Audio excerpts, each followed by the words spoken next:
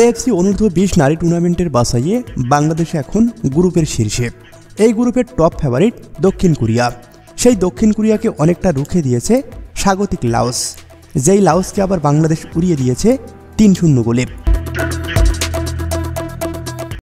গতকাল রাতে লাওসের বিপক্ষে মাত্র 1-0 গোলের জয় পেয়েছে দক্ষিণ কোরিয়া।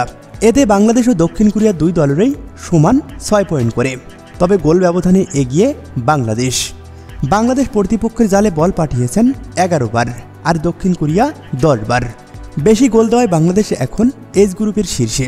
গ্রুপের শেষ ম্যাচে দক্ষিণ কোরিয়ার মুখোমুখি বাংলাদেশ। ওই ম্যাচে অন্তত ড্র করতে পারলেই বাংলাদেশ গ্রুপ চ্যাম্পিয়ন। আর এতেই সিনিয়র দলের পর অনূর্ধ্ব-20 দলও এশিয়ান কাপের চূড়ান্ত পর্বে জায়গা নিশ্চিত করবে। লাওসকে বাংলাদেশ 3-1 গোলে হারিয়েছিল। সেই লাওসেই প্রায় রুখে দিয়েছিল দক্ষিণ কোরিয়াকে। 83 মিনিটে মাত্র এক জয়সূচক গোল পায় দক্ষিণ কোরিয়া। ফলে দক্ষিণ কোরিয়াকে রুখে দেওয়ার স্বপ্নই দেখতে পারে লাল সবুজের দেশ।